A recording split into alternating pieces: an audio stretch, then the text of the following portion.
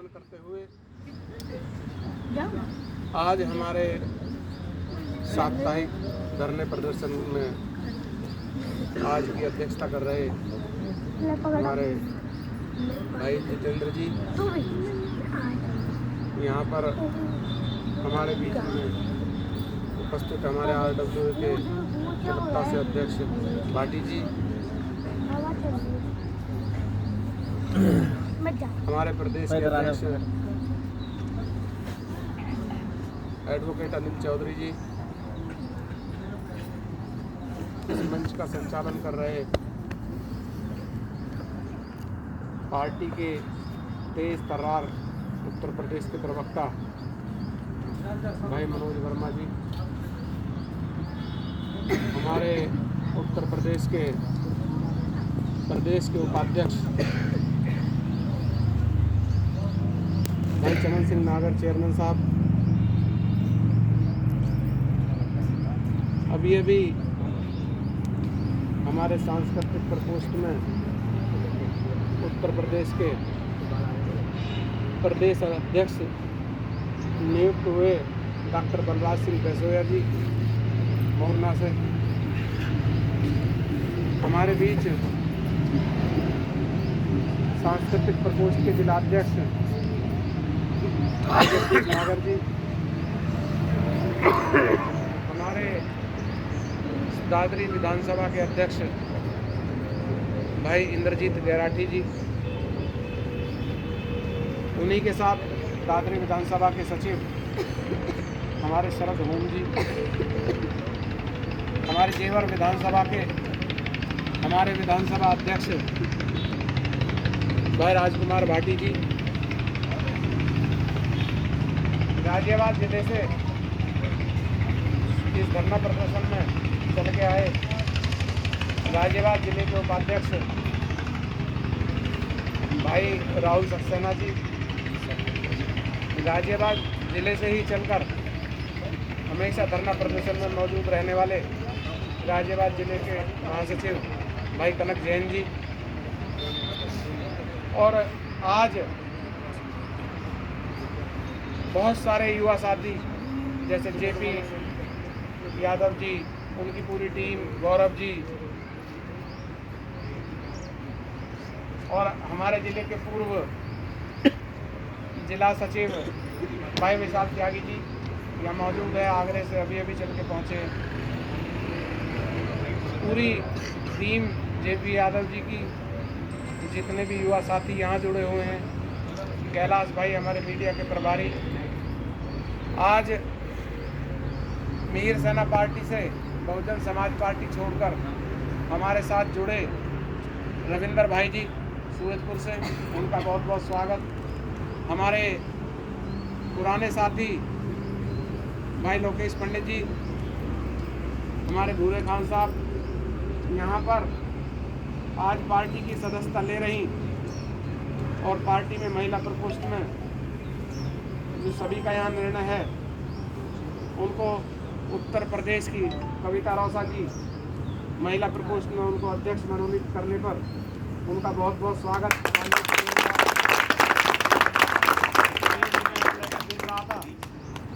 मनोज भाई और प्रदेश कमेटी हमारे प्रदेश अध्यक्ष एडवोकेट अनिल चौधरी जी, चमन नागर जी,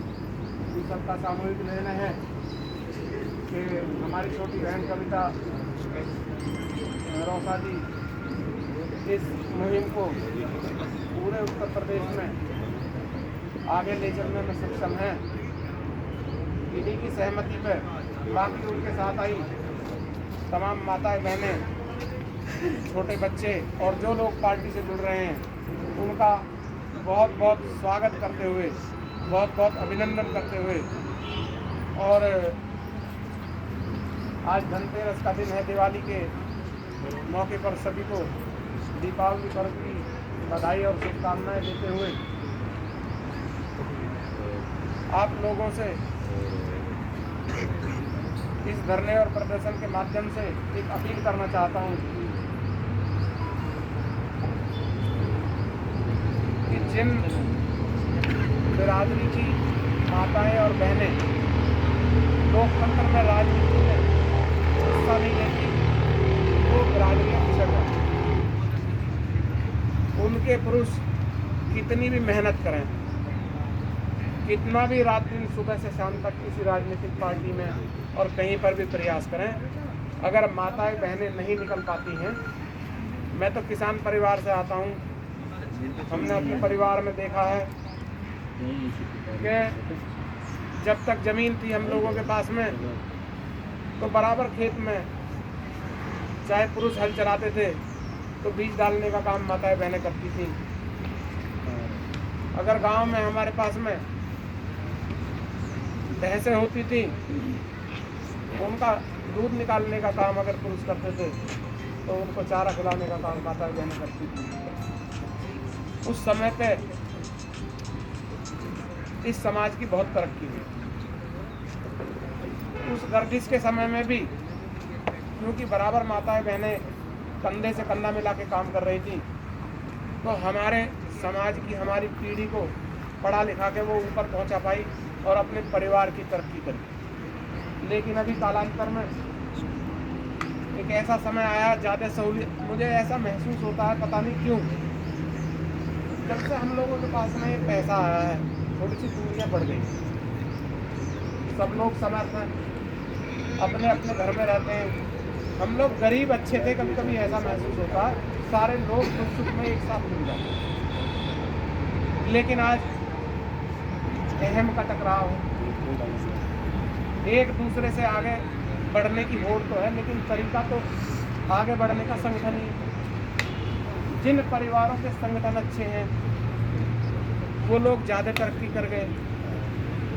और जिन परिवारों के संगठन टूट गए हैं वो परिवारों के लोग किसी दूसरे के यहाँ चाय पिला रहे हैं, वो किसी और का पानी भर रहे हैं। आप हमारी राजनीति में ले लो, पूरे सम्राट मिहिर भोज के समय से जिन लोगों ने देश पर शासन करा 1065 तक, सारे अरब और तुर्कों को हिंदुस्तान से दूर खदेड़ कर रखा।